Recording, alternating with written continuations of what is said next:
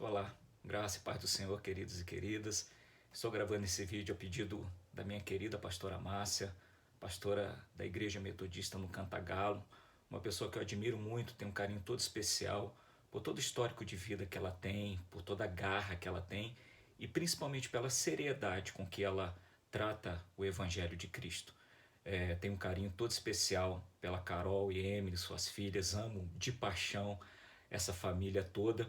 E ela pediu que eu estivesse compartilhando uma palavra do Senhor para a vida de vocês. Para aqueles que não me conhecem, meu nome é Cristiano Guimarães, eu sou pastor na Igreja Metodista no Triângulo, em Três Rios, moro em Paraíba do Sul e pastoreio essa igreja ali no Triângulo há quase 2 anos. É uma honra muito grande para mim poder estar compartilhando com vocês um pouco da palavra do Senhor em meio a esse tempo que nós temos passado, um tempo de caos, um tempo de desespero, um tempo de incertezas e um tempo de preocupação. Um tempo em que a tempestade atingiu as nossas vidas. E é justamente sobre isso que eu queria comentar com vocês nessa noite, gostaria de compartilhar com vocês nessa noite. O momento em que Jesus passa junto com seus discípulos por uma tempestade. E vamos ver rapidamente o que as medidas que Jesus tomou, a forma com que ele agiu e a forma com que os discípulos agiram em relação à tempestade, nós vamos ver que foram formas totalmente diferentes. A forma com que Jesus agiu e a forma com que os seus discípulos agiram naquele momento de tempestade. E o texto que nós escolhemos para essa noite, que o Espírito Santo colocou no nosso coração, é o texto que se encontra em Mateus capítulo 8, versículo 23. Se você tiver a sua Bíblia, você pode pegar a sua Bíblia e estar acompanhando conosco. Se você não tiver a sua Bíblia, não tem problema, nós vamos ler esse texto para que você possa ter, junto conosco, uma compreensão melhor de como Jesus atravessou essa tempestade e como nós podemos atravessar a tempestade que nós estamos vivendo no mundo todo. Diz assim a palavra do Senhor, Mateus capítulo 8, versículo 23 ao versículo de número 27. Então, entrando ele no barco, seus discípulos o seguiram. E eis que sobreveio no mar uma grande tempestade, de sorte que o barco era varrido pelas ondas. Entretanto, Jesus dormia. Mas os discípulos vieram acordá-lo, clamando: Senhor, salva-nos, perecemos. Perguntou-lhes então Jesus: Por que sois tímidos, homens de pequena fé? E levantando-se, repreendeu os ventos e o mar, e fez-se grande bonança. E maravilharam-se os homens, dizendo: Quem é este que até os ventos e o mar lhe obedecem? Bem, o contexto nos fala que Jesus estava atravessando o mar da Galileia, ou o mar de Tiberíades, é o mesmo nome, para, na verdade, aquilo que era um lago e não um mar aberto como nós conhecemos. E se levanta uma grande tempestade naquele mar. Interessante a gente notar que em meio ao lago não se levanta tempestade a ponto de afundar um barco. O lago não tem ondas tão altas. O lago, no máximo que acontece, é uma marola. E aí, queridos, nós podemos perceber que essa tempestade, além de ser uma tempestade natural, com ventos, com chuvas, com ondas que poderiam derrubar aquele barco, também era uma tempestade espiritual. Algo que o diabo tinha colocado naquele momento para tentar atrapalhar o mover de Deus na vida dos discípulos e, consequentemente, na vida de Jesus. Se você ler o texto para frente, você vai ver que Jesus ele está atravessando de onde ele estava para ir para a terra de Gadara, justamente para libertar uma pessoa que estava possessa por um espírito imundo, que é o texto que nós conhecemos logo à frente como a libertação do endemoniado gadareno. Talvez você já tenha lido e conhece esse texto. Satanás, vendo o que Jesus faria, é lógico que ele não poderia prever o futuro, mas o diabo sabe muito bem que onde Jesus chega, a libertação acontece. Ele sabia que quando Jesus entrasse naquela cidade, ele daria de cara com aquela pessoa possessa por aqueles espíritos imundos. Então o diabo ele tenta se opor àquela manifestação de Deus na vida daquela pessoa. E aí, querido, se levanta uma tempestade tremenda naquela noite. E é bom nós lembrarmos também que dos discípulos de Jesus, pelo menos 4 daqueles discípulos eram pescadores, pessoas experientes, pessoas que estavam acostumadas com o mar. Ainda que os outros 8 não fossem pescadores, pelo menos 1/3 daqueles discípulos sabia o que fazer. E eles ficaram desesperados, ficaram apavorados quando viram aquela tempestade se levantando naquela noite sobre a vida deles. Quantas vezes eu e você temos tempestades que se levantam na nossa vida que nós ficamos apavorados? Pode ser até em áreas da nossa vida que nós estamos acostumados a lidar. Pode ser até em momentos da nossa vida que nós sabemos o que fazer, que nós sabemos, vamos dizer assim, direcionar o barco da nossa vida.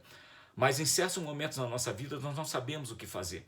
Nós ficamos desesperados. Nós olhamos e falamos, olha, essa tempestade é maior do que a minha capacidade, quer seja ela profissional ou emocional. Essa tempestade é muito maior do que tudo aquilo que eu estou acostumado a passar no meu dia a dia. E hoje, exatamente hoje, no dia 19 de abril de 2020, nós estamos passando por essa pandemia que assusta o mundo todo. Nós não sabemos muitas vezes o que fazer. Os políticos falam uma coisa, os profissionais da saúde falam outras, alguns profissionais da saúde falam uma coisa, outros falam outra, e nós ficamos perdidos no meio dessa tempestade. Mas assim como os discípulos tinham Jesus no barco, nós também temos Jesus na nossa vida. E apesar de nós acharmos que Jesus está dormindo, ele sabe muito bem o momento certo de se levantar e acalmar a tempestade. Naquele instante, Jesus dormia no barco. Por quê? Lógico que ele estava cansado. Tinha pregado o dia inteiro, atendido pessoas o dia inteiro. Mas não era só o cansaço físico que tomava conta de Jesus e o deixava dormir, mas era a paz interior que o Espírito Santo trazia na vida dele e pode trazer na nossa vida também. Jesus dormia porque ele sabia que o Pai dele, o próprio Deus, estava cuidando de tudo. Ele é Senhor sobre a tempestade. Ele é Senhor sobre as situações difíceis que nós passamos na nossa vida. E os discípulos, quando vão acordar Jesus, eles vão totalmente desesperados. Eu imagino que naquela situação, nenhum discípulo chegaria perto de Jesus e falava, Jesus, acorda, vem salvar a gente.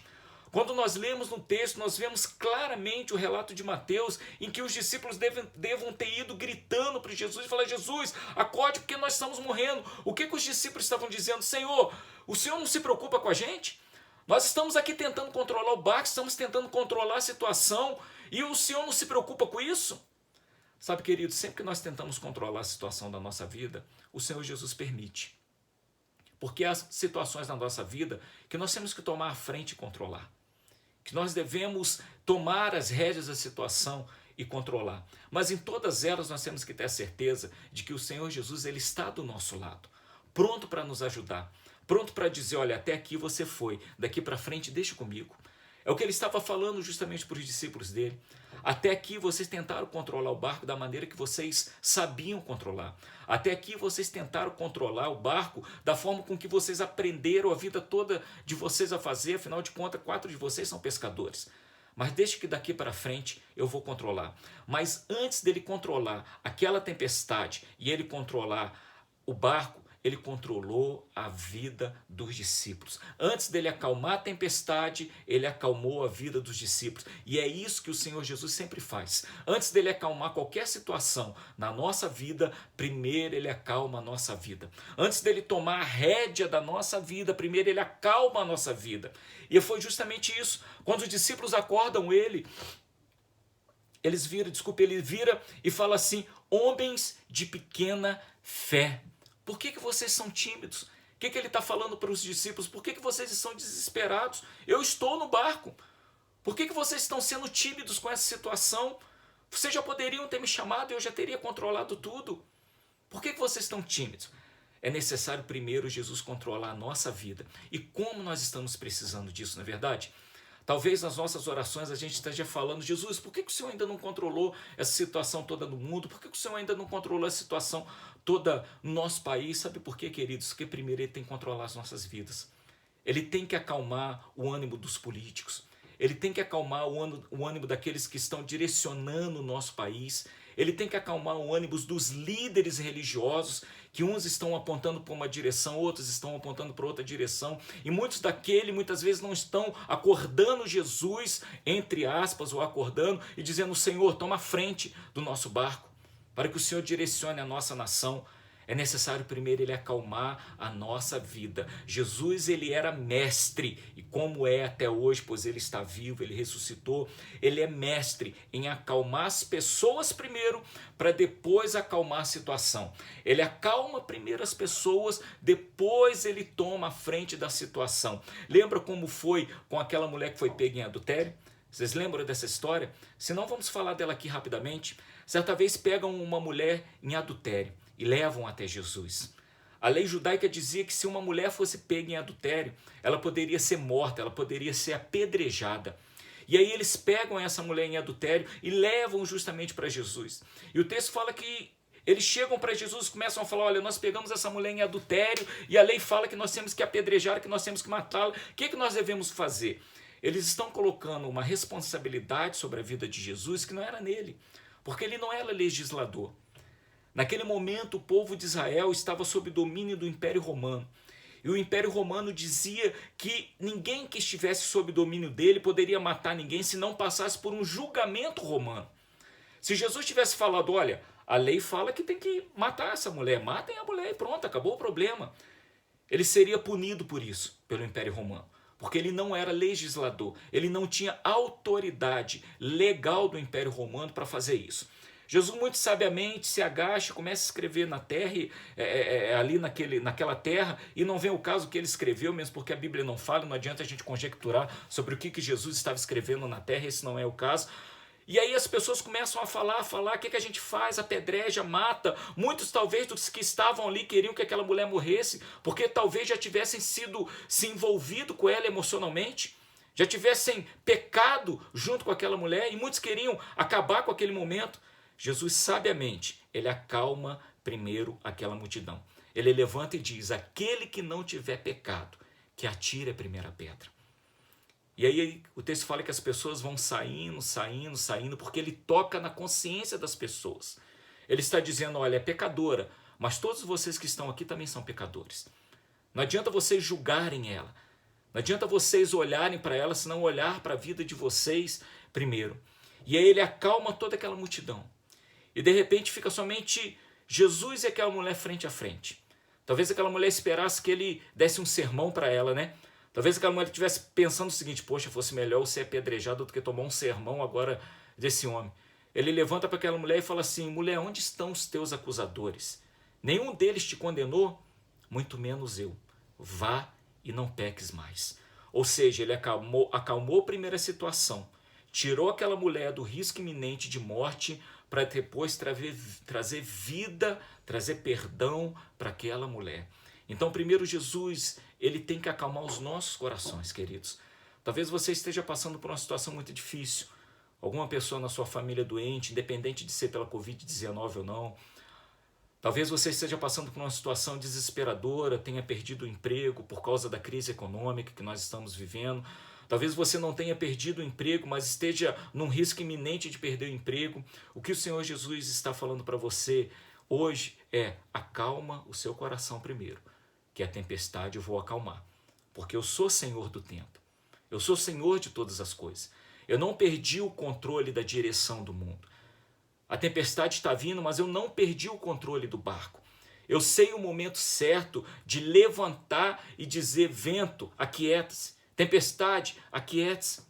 Ele sabe o momento certo, queridos. E é uma coisa que eu tenho dito sempre, é que nenhuma tempestade dura para sempre. Talvez a tua tempestade seja uma tempestade emocional que já esteja durando 1 ano, 2 anos ou 3 anos. Talvez seja uma depressão que já esteja se perdurando por muito tempo.